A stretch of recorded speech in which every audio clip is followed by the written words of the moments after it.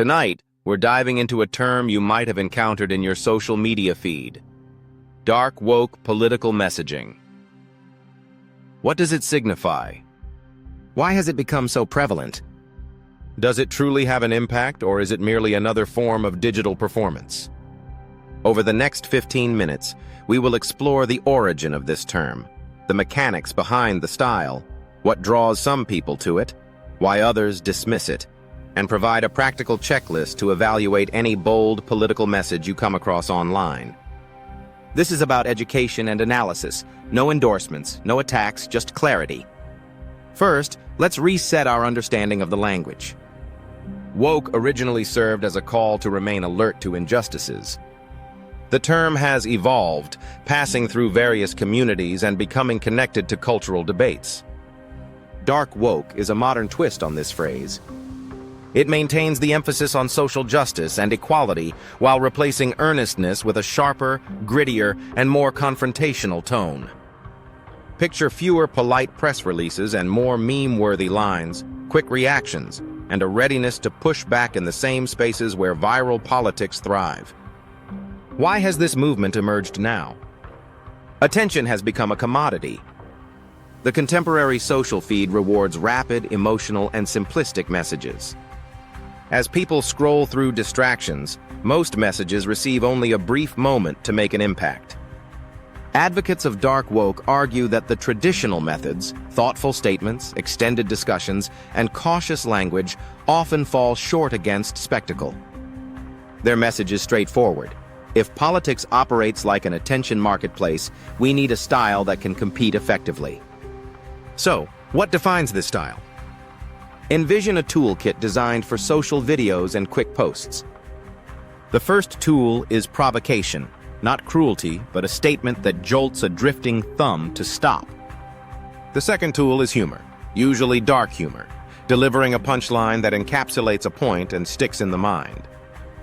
The third tool is editing, short, shareable clips, side-by-side reactions, and captions that do half the work. The fourth tool is straightforward language, avoiding euphemisms and bureaucratic jargon to use the words people share off camera. The fifth tool is speed. If a moment arises, respond swiftly. If a narrative takes shape, produce a counterclip before the next wave of coverage hits. Supporters claim this is merely realism.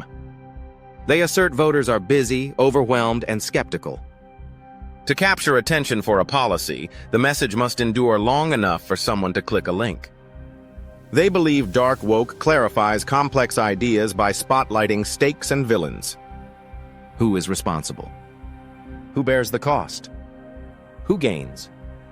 A clear sentence can beat a careful paragraph. They also argue that projecting confidence and toughness conveys strength. If opponents are on the offensive, remaining quiet or gentle can appear as losing. Critics paint a different picture. They argue that this approach is merely cosplay, an act of toughness using borrowed internet vernacular. They express concern that the style prioritizes virality over trustworthiness. A trendy clip can attract views, but does it persuade? Does it drive turnout? Or does it simply generate excitement within the same bubble? They highlight a common risk. When a creator is rewarded for shock value, the message often drifts further from nuance. This can alienate moderates, solidify opposition, and overwhelm the details that genuinely change opinions. Both perspectives hold truth. A message that goes unnoticed serves no purpose. A message that is noticed but lacks credibility is equally ineffective. The key question pertains to balance. Is it possible to craft messages that halt scrolling and also build credibility? Let's delve deeper into the playbook. One common strategy is framing. Every issue exists within a frame: crime, jobs, rights, taxes, identity, and safety. Dark woke quickly reframes discussions.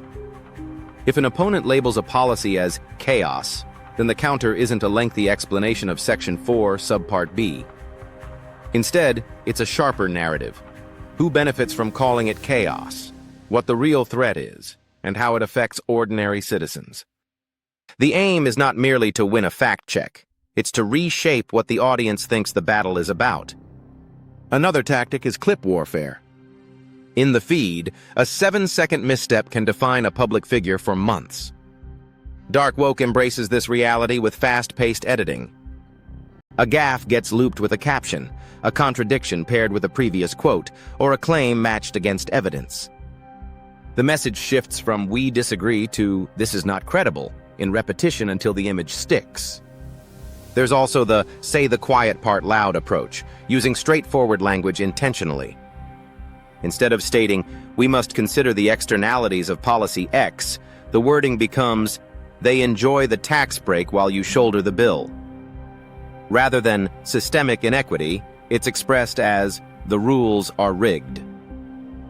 This isn't simplistically dumbing down, it's urgent translation. However, risks exist. One is backlash. Edgy messaging can energize both supporters and opponents simultaneously. Outrage attracts attention from both sides. If the content appears mean-spirited, smug, or disconnected, it can shift a neutral viewer into an active critic. The second risk is the desperate attempt at relevance. Audiences are highly adept at sensing inauthenticity. If a message comes across as artificially crafted to mimic online trends, it risks being labeled as cringeworthy, with that mockery spreading faster than the intended message. The third risk involves overshadowing policy. If every post consists of mockery, where does the actual plan reside? If the audience never learns the concrete how, they may agree but remain apathetic. So how do you assess if a dark woke-style message resonates effectively? Employ a simple checklist. 1. Clarity. Can you summarize the main point in a single sentence after one viewing? 2. Evidence. Even in a brief clip, is there a receipt, statistic, source, or clear illustration? 3. Empathy. Does the message grasp the audience's issue, or does it solely attack the opponent? 4. Risk control. If the clip were reversed against the speaker, could it withstand scrutiny? 5. Action. After the punchline, is there a follow-up action? Register, call, get involved, learn more, or does the viewer merely laugh and scroll away? Let's consider the audience for this content. Who engages with it? The first layer is the chronically online, individuals who immerse themselves in discourse and amplify narratives. The second layer encompasses journalists and creators who elevate the most striking clips into broader discussion. The third layer consists of general audiences that come across headlines or short videos in a mixed feed. Messages lose nuance as they spread. By the time a post reaches the third layer, often the important context is lost. The most effective dark woke pieces anticipate being viewed out of context and still make sense. Platform choice plays a significant role as well. Short vertical videos dominate the environment, reels, shorts, and stitched reactions. The style mimics the pacing of comedy and the format of product demonstrations. Grab attention within 3 seconds. Present one strong claim. Provide evidence. End with a call to action. Loop back. Lengthy formats remain relevant, but the short clips act as trailers that drive traffic to longer content. The objective is to seize the attention spectrum for a day, a week, then an entire cycle. Let's examine tone now. The term dark in dark woke highlights mood, bleak humor, vibrant graphics against a black backdrop, deadpan narration. This signals that the messenger has abandoned typical polite language.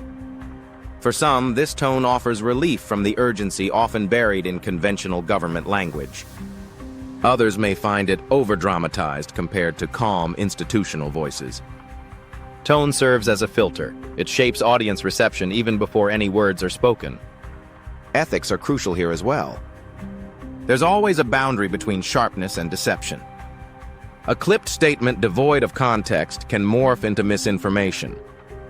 A joke directed at a powerful entity can be fair, while one that targets the vulnerable can be cruel. The immediate rewards for crossing these boundaries are tangible, but they erode the trust that political movements require. Sustainable messaging maintains sharpness, humor, and accountability.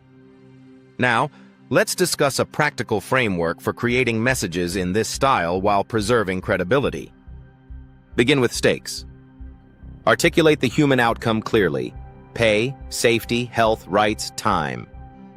Next, identify the actor. Who is making decisions affecting this outcome? Then specify the mechanism: the vote, the legislation, the policy, the loophole. Trim the sentence until it easily fits on a screen. Following the punchline, provide proof: a statistic, a before and after situation, or a quote. Lastly, instruct the viewer on the next step. Share, register, read, participate. This call to action transforms attention into influence. Examine the life cycle of impactful content. It typically begins with a moment, an opponent's assertion, a breaking news narrative, or an intriguing statistic. Within hours, the first wave of clips appears, quick, emotional, and memorable. By day's end, a second wave presents itself, clearer and tighter, complete with better evidence. Then, the explanatory thread or longer segment solidifies the narrative and adds depth. Dark woke sparks the movement. It doesn't replace depth, but creates demand for it.